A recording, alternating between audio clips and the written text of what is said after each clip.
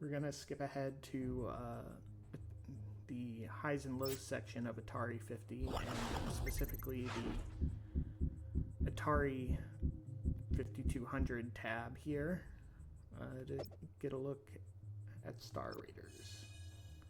In late 1982, 5 years after the launch of the VCS, Atari finally released a next-generation game console, which it called the Atari 5200. The technology inside was roughly equivalent to that of the Atari 400 and 800 home computers, and the games were largely similar to the computer versions.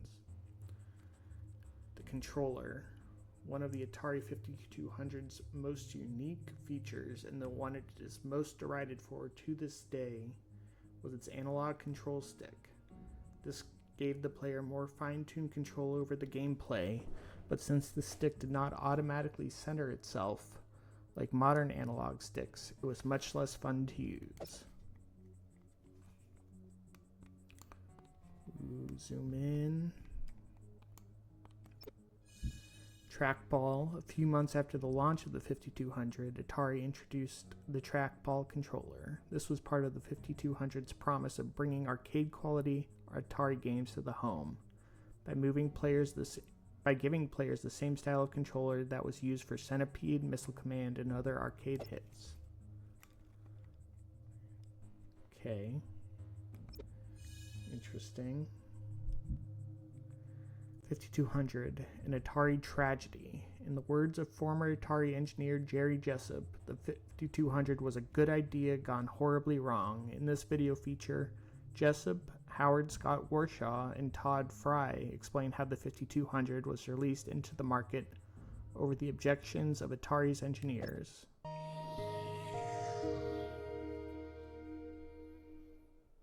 The 5200 was a tragedy. The 5200 was a good idea gone horribly wrong. The big problem that we had at Atari, the thing that killed the industry more than any other one thing, even more possibly than the E.T. video game, is that it was the first product life cycle. No one had ever been through a major success video game console life cycle. So where does it end? Nowadays, when somebody comes out with a new system, they already are designing the next system because they know the life of a system. They know a console is good for a certain number of years, and then it's going to die, it's going to fall off, and that's when we need to be ready and prepared to come in with the new system. Holy crap, you know, our first machine is finally falling off the cliff. We need something. We have something. We can take the 400, 800 computer, repackages the 5200, spit it out, and we can do it. So the 5200 was basically what the 400, 800 was going to be 3 years before. It's a tough business. Business is cruel. And you know, like I say, I'll say it again, it was the first time anything was being done. No one knew. And what happened was the Atari 5200, it grew very large because marketing wanted perceived value, so bigger was better in some respects. And then marketing got really focused on the Intellivision, and Intellivisions had a bunch of buttons. They had a keypad, and they had this disc with 12 distinct regions. And so, hey, if we put an analog stick here, and one that doesn't self-center was the great idea, this will be a better marketing message than the Intellivision controller. And of course, it was a horrible experience. The company lost focus on what was important, and it was gameplay's important. You know, good games sell, bad games don't.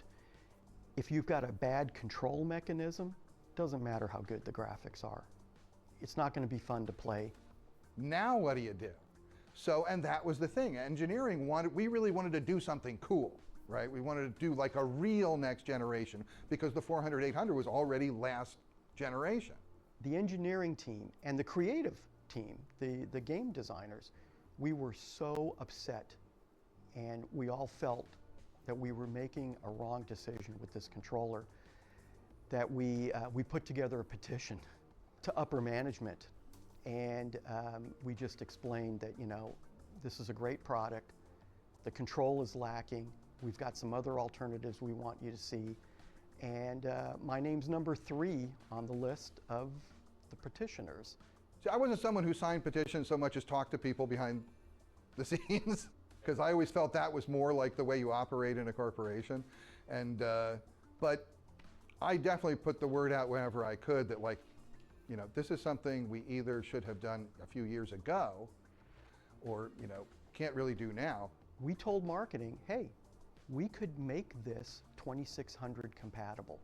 They didn't want anything to do with that. They said they must be very separate and distinct. We can't have backwards compatibility, which at the time we thought might be a great feature. It's a good way to get people that have these Atari games already and keep them on the Atari platform instead of giving them an opportunity to jump to another platform. And so we designed the product specifically so that you could never have 2600 compatibility. About 2 months before launch, they demanded 2600 compatibility. And at that time, we had to build an adapter. God. And then we actually had to modify consoles that were already made, the first ones, to work with this adapter. And we called this thing the piggyback parasite. We were just horribly embarrassed by that situation. That never should have happened. There was some big time denial, you know, around Atari, because nobody wants their parade rained on. And when it's the best parade you've ever imagined in your life, nobody wants to see a cloud. You just don't want to see it. So we didn't.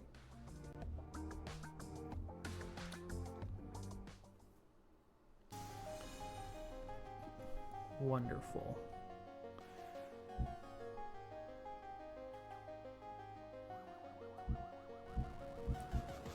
Then we get some games.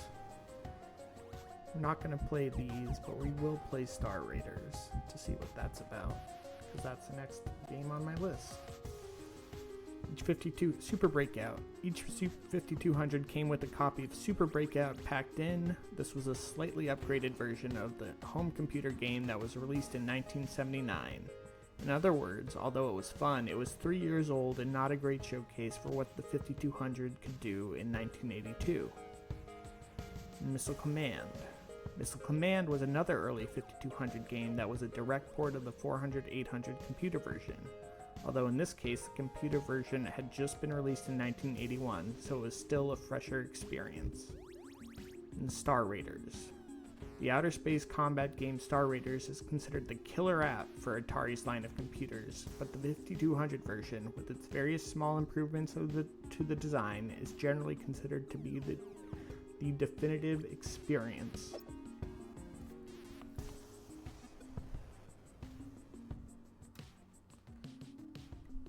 One player, 4 skill levels.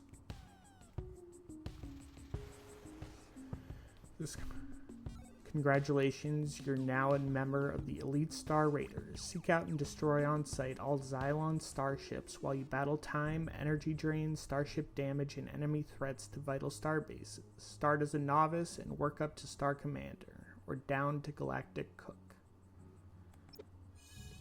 Okay, let's play it. Star Raiders. Created by Doug Neubauer, the space combat simulation Star Raiders was the first killer app for Atari 8-bit computers. 5200 version, running on very similar hardware but with the convenience of analog joystick and keypad controls, brought one of Atari's defining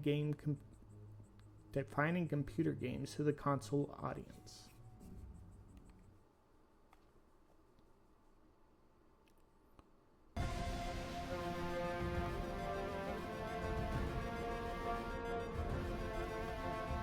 Press B to select difficulty.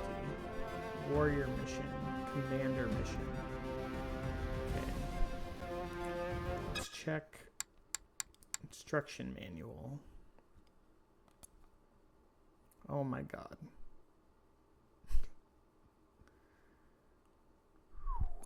That's a lot.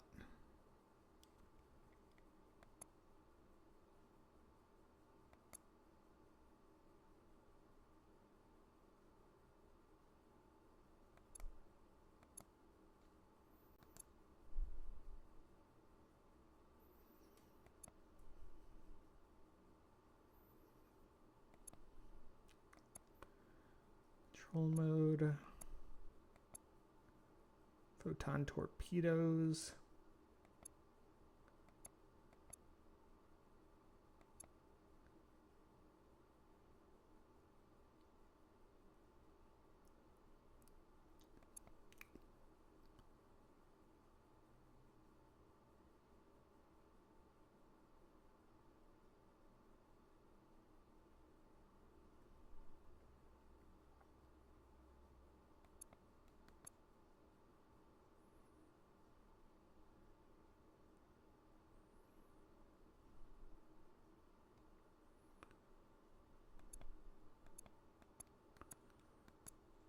Jesus.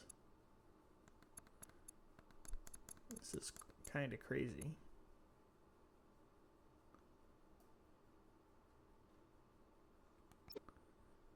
Controls.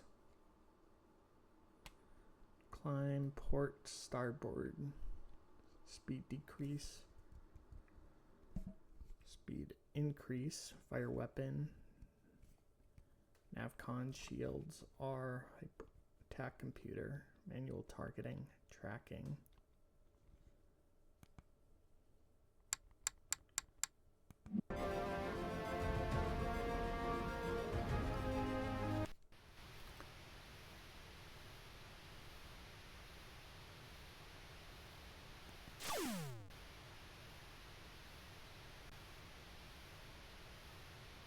Huh.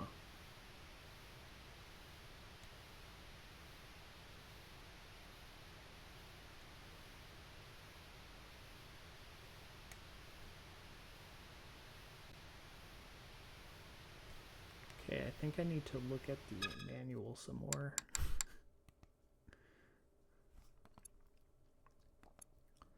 A word from Commander Champion. Welcome, cadets, to Federation Field. I'm Commander Champion, your spaceflight instructor. You'll be stationed here for some intensive Starship flight simulation and computer training.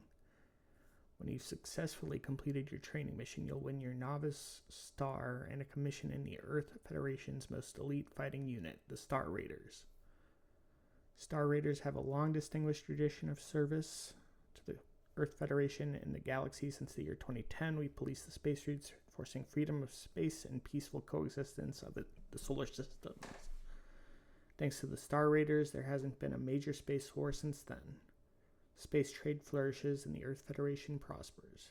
Now, just as we're beginning to think peace will put the Star Raiders out of business, the Xylons, that rabble of half-life barbarians from Alpha Solar, turn to space piracy and terrorism. Their object is to break up the Federation's space trade and weaken its influence in the galaxy. Space Security has issued cease and desist orders to no avail. Xylon responds by hijacking our spacecraft and terrorizing star bases that harbor them. They've pushed us to the limit. Let's rid the galaxy of this pest once and for all. Your mission is to seek out Xylon combat ships in every sector of the galaxy and destroy them on sight. For this job, we've given you the ultimate and sophisticated fighter craft.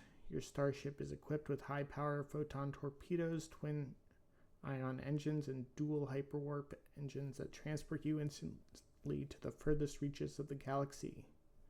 Your computer instrumentation surpasses state-of-the-art and includes a galactic chart with real-time updating, long-range sector scan for pinpoint targeting, and the most advanced attack computer ever devised for locking on the target and homing in for the kill.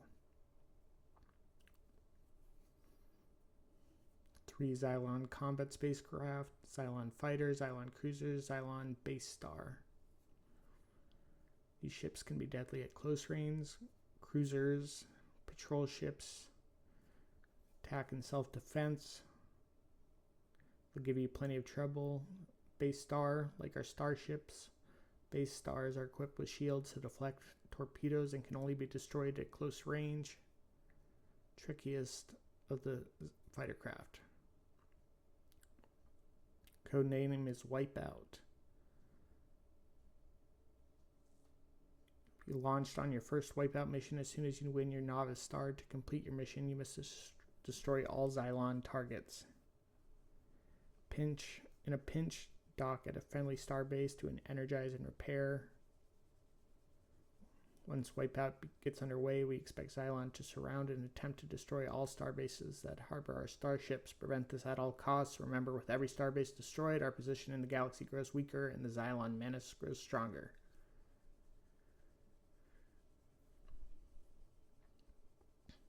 At the end of each mission, Mission Control will evaluate your performance and rate you on 5 factors: skill level, number of enemy starships destroyed, amount of energy used, length of time taken to complete the mission, number of starbases destroyed.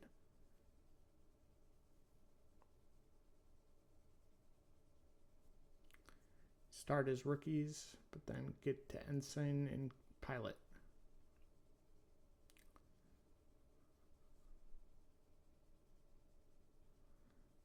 Some of you may even be warrior material will tell you if you are. As for Star Commander, few ever make it, but who knows? The next one might be you.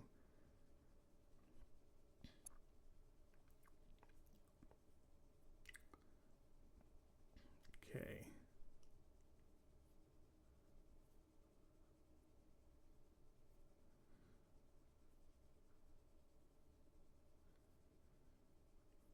We'll lift off. Then you'll find out how to handle your 5200 controller, which controls every function of your starship.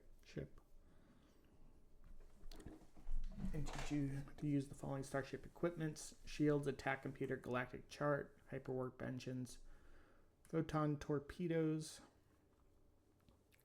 control panel display, long-range sector scan, manual target selector, tracking computer, subspace radio. Discuss energy drain and what to do when your starship is damaged. Then you'll practice docking at a starbase to energize and repair your starship.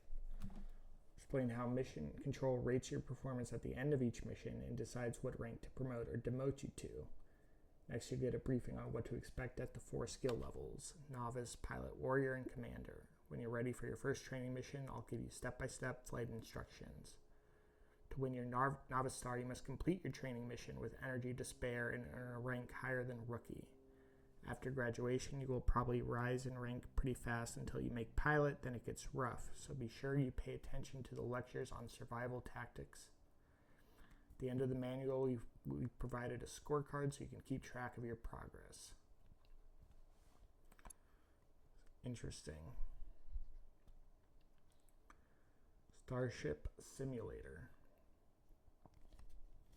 This is your starship simulation chamber. It's as close to a starship as you will get until you earn your Novice Star, but don't underestimate it. Down to the last detail, it's exactly like a starship. We call it Star Cruiser 7. Climb into the cockpit. Okay. Insert the cartridge. Attach the keypad. Okay, get ready. Buckle your seatbelt and strap yourself into it. Ready, power on by pressing the power button. Okay. Star Cruiser 7 is launched into space when Novice mission flashes on the screen. Stars and meteors whiz past your starship as you cruise forward at a comfortable speed of 12 metrons per second.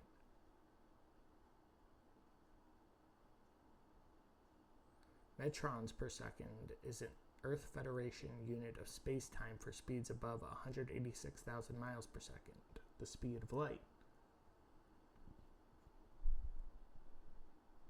Okay.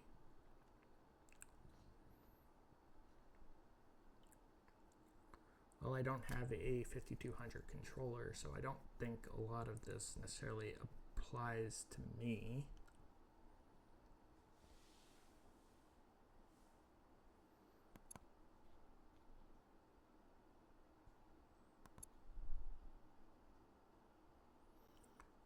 You'll pilot Star Cruiser 7 control and hyper call-up computer displays.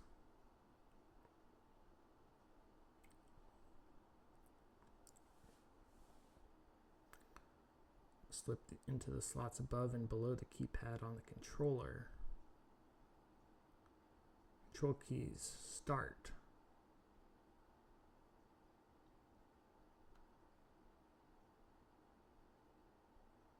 brings up the control panel display and starts the action. See figure 4.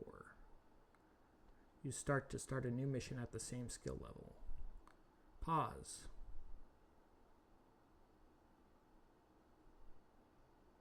Freezes action temporarily.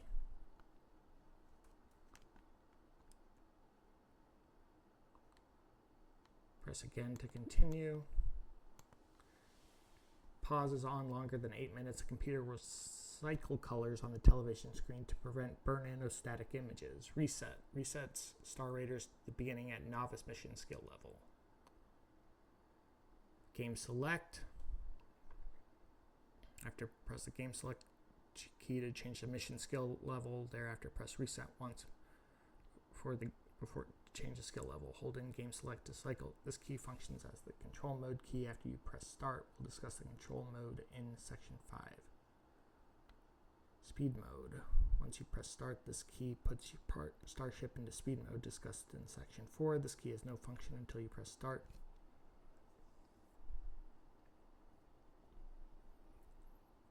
In the forward view of space, the control stick operates as shown in figure 5A. Aft view, operation is reversed.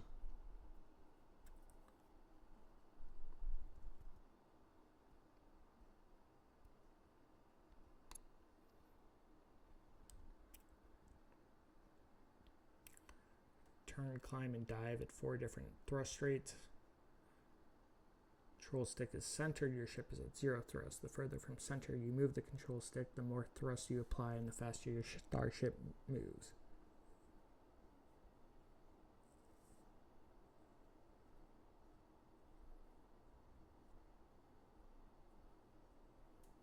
Try this. Select novice skill level. Press start. Press the control mode key. Press the shields key. Shields will protect your starship in the event you collide with a meteor during the following maneuver. Press the speed mode key.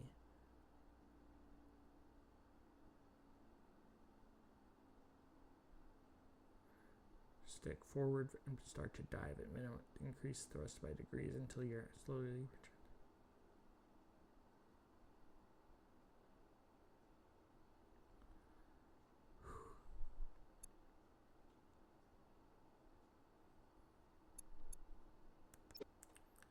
Man.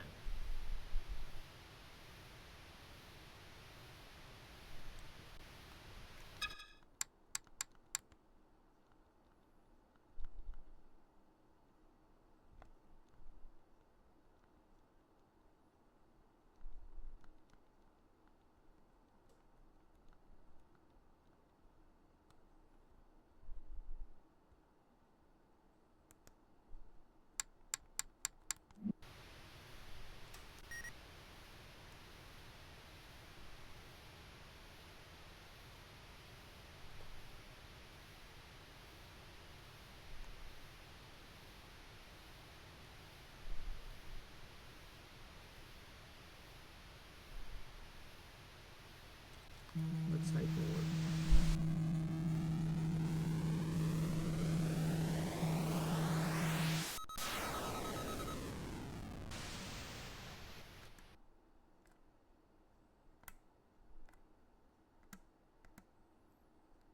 Okay, I'm on top of a star.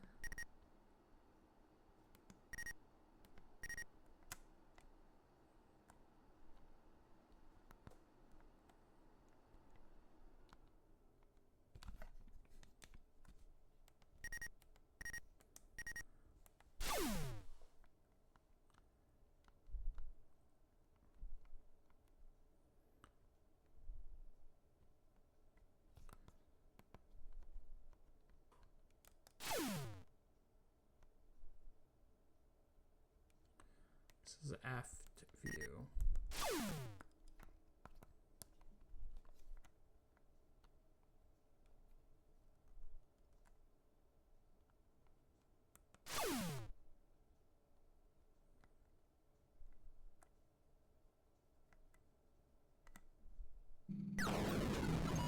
Oh, I think I just died. Starfleet to all units. Star Cruiser 7. Destroy. Rank is Garbage Scow Captain Starfleet. Wow. Okay. That is interesting. Pilot mission. Warrior mission. Commander mission.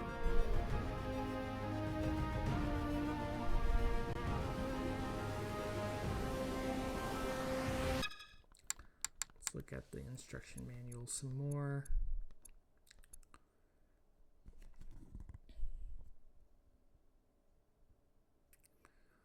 Travel toward the center of the anticipated photon are discussed. Note that two upper red buttons have no function, so you can speed mode.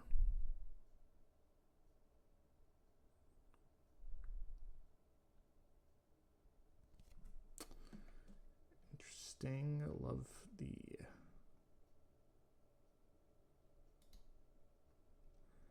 let's see, how do I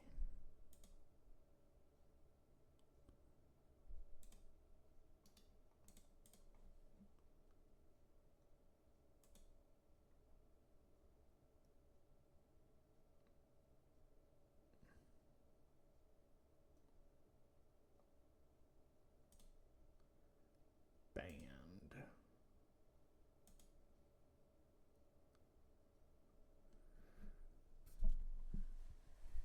Speed mode. Control mode.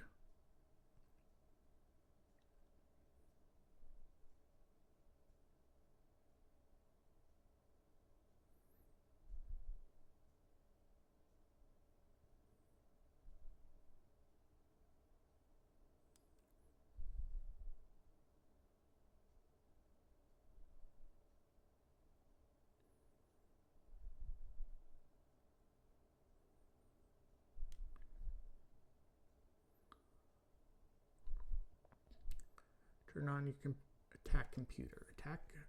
Press the attack key. Attack computer on appears momentarily at the top of the screen along with the target crosshairs in the attack computer display.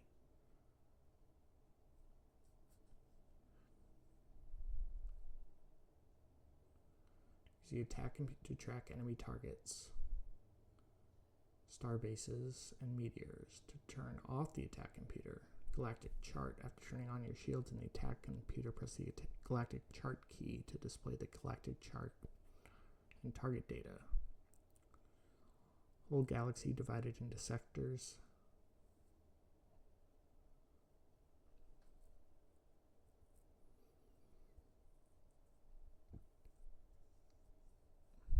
Some sectors contain enemy spacecraft and friendly star bases. Others are uninhabited. Star bases are indicated by that little thing. Xylon spaceships are identified as follows. Patrol consisting of 2 enemy ships. Task force of 3 enemy ships. Fleet of 4 enemy ships. Okay. Choose an enemy target sector.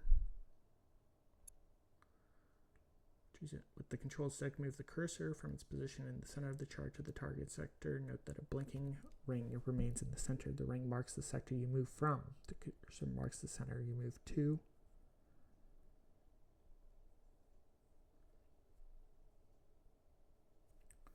Wrap around the galactic chart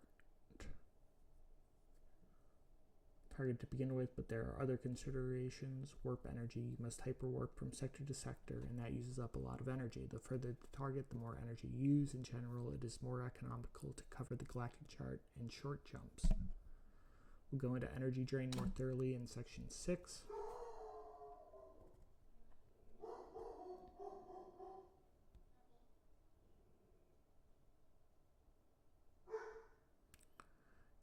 Subspace radio will flash starbase surrounded on your screen when Xylon combat ships around a starbase. After the warning, you have 1 minute to clear enemy ships from a sector next to the starbase and save the base.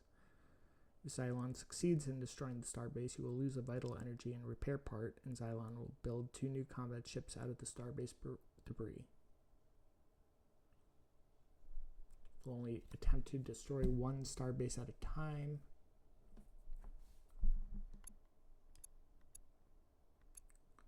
Man, This just keeps going.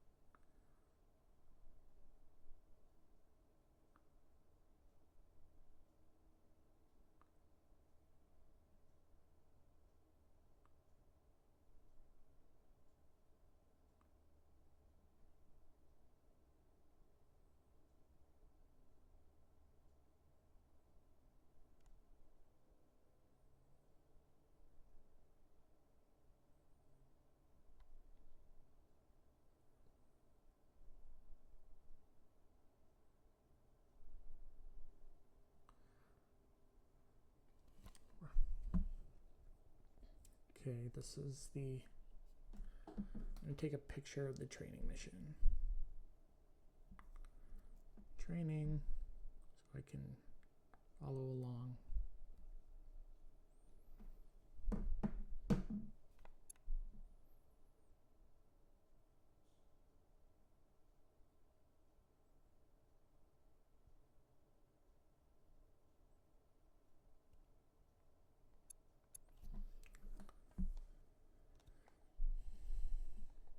Let's see.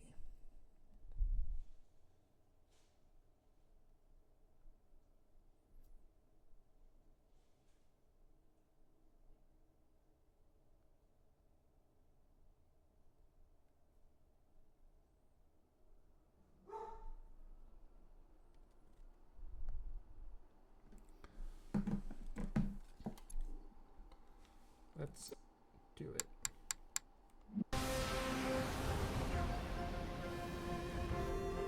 Pilot, warrior, commander. Okay.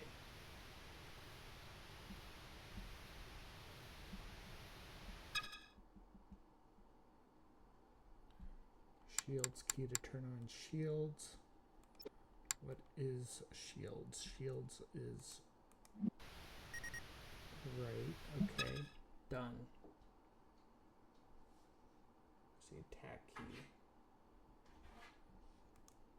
Attack is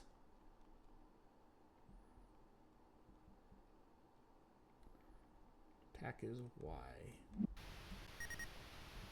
Okay. Boom. Following this tutorial to the T.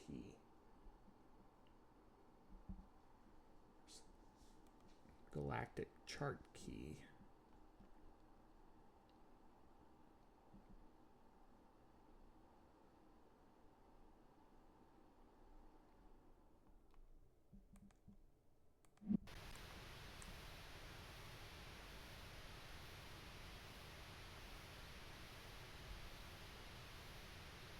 Move the cursor to an enemy target sector.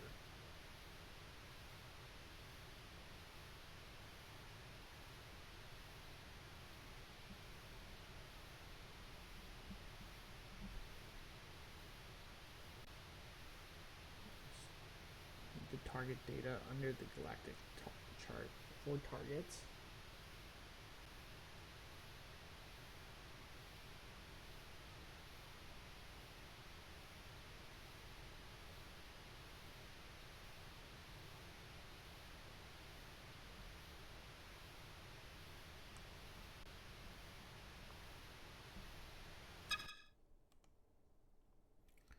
Okay, then press the hyperspace key to engage your horn.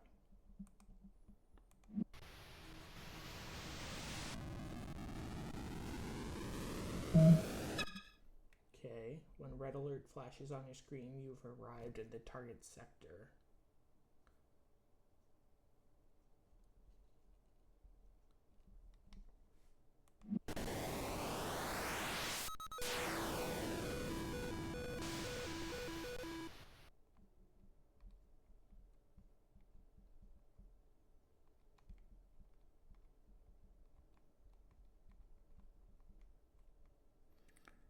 Okay, this is...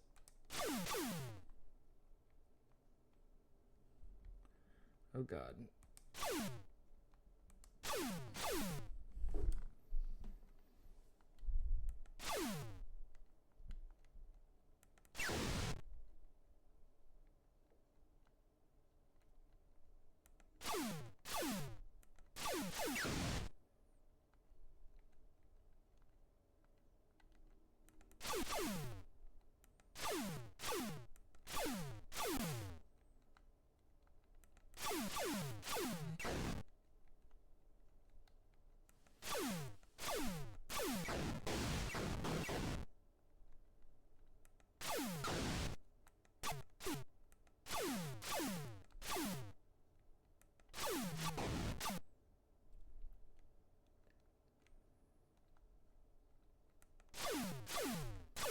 Okay, so this is just like...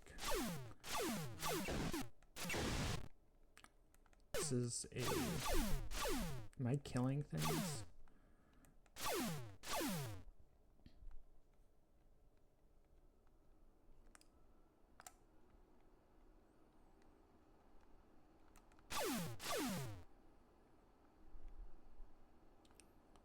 Controls are inverted.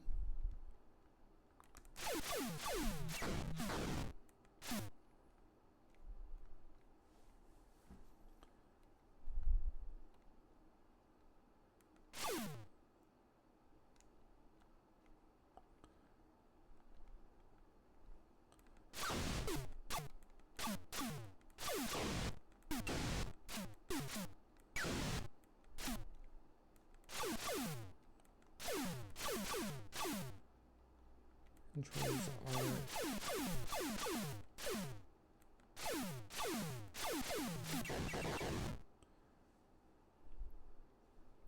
No targets. Okay, so then do I go back to the galactic chart? Seems like it. Oh wow. A lot of people around that base. Maybe I'll go here.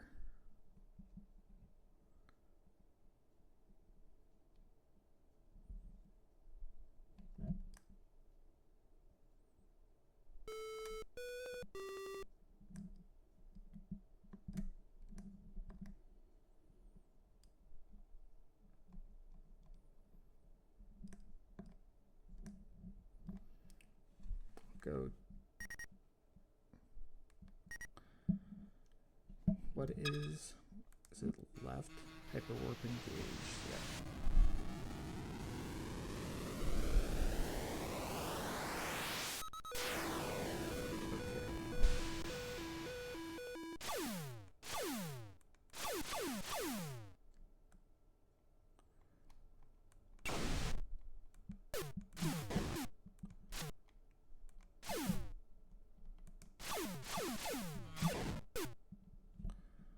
Okay.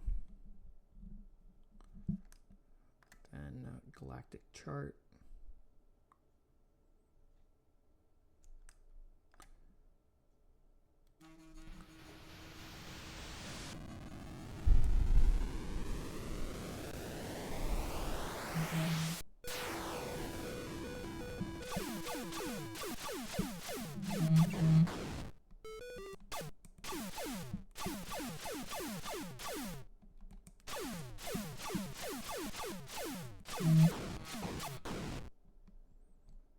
Oh, where are we going?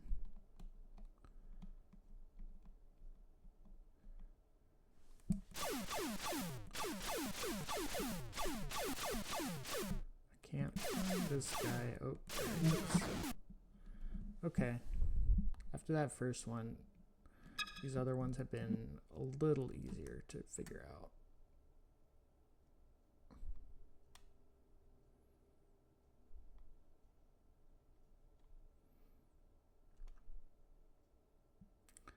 Okay, I'm here, then I go back to forward, and then I...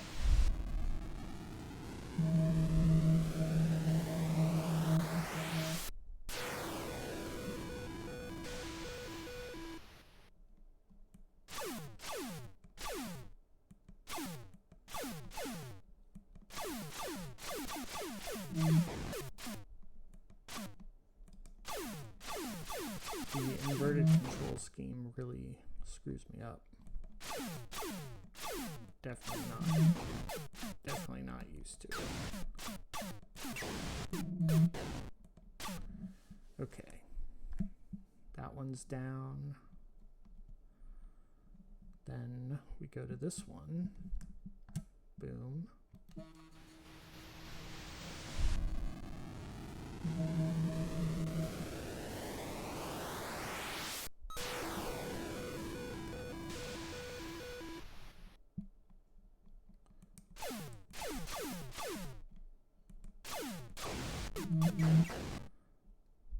Okay, none here. Next one. Let's go here. Go back to forward view and hyperspace warp. Okay, I'm getting the hang of this a little more.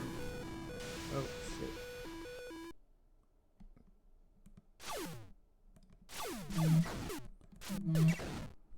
Dead. Okay. Boom, boom. Hyperspace warp to the next area.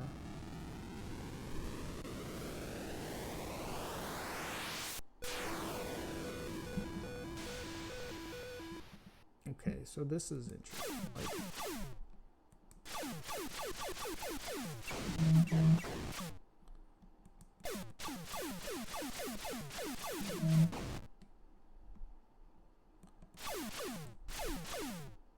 oh. Got him. Keep the attack computer on. Then galactic chart. Go here.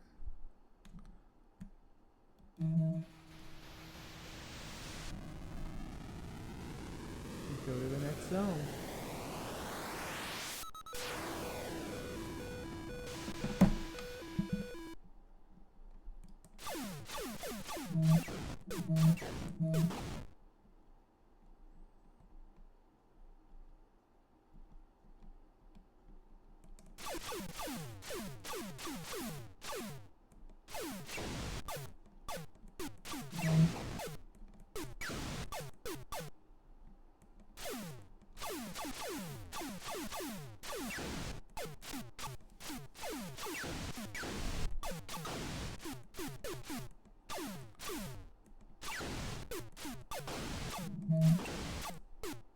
Okay, they're all dead.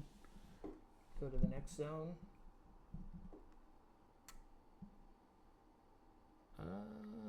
Guess we're going here.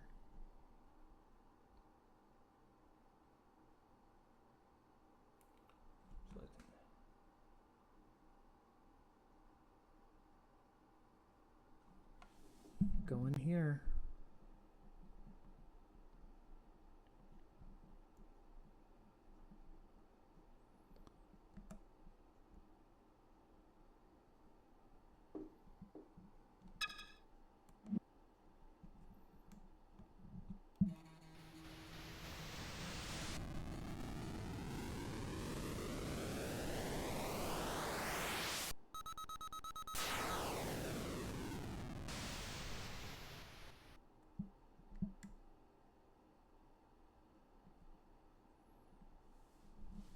Okay. When this energy gauge display drops below 1,000 and the control panel flashes the red low energy warp, hyper warp to a starbase and energize your starship.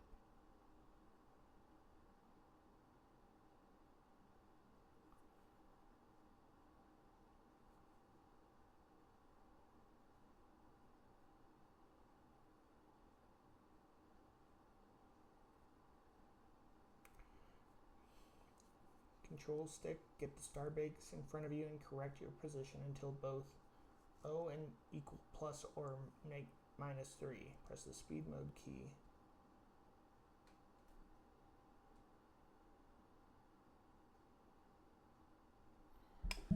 Okay, well, let's see if I can.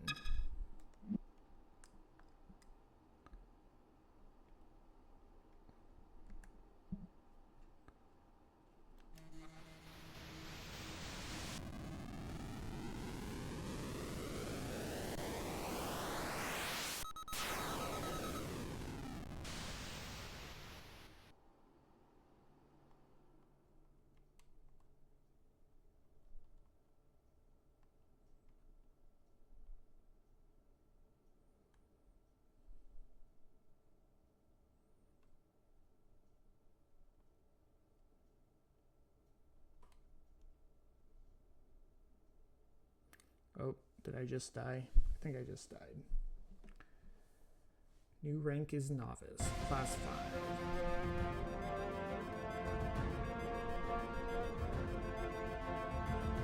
5. Zero energy. New rank is novice, class 5. Okay. Novice, class 5. Interesting, interesting.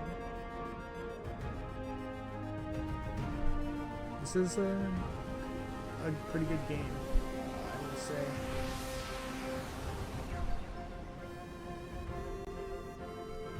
So, yeah, that's Star Raiders. I will probably come back to that at some point. But for now, I think that'll do it for today's stream and video. Thanks so much for watching, and yeah, appreciate you. I will hopefully see you in the next one. Don't forget to like, comment, subscribe, etc. if you enjoyed it.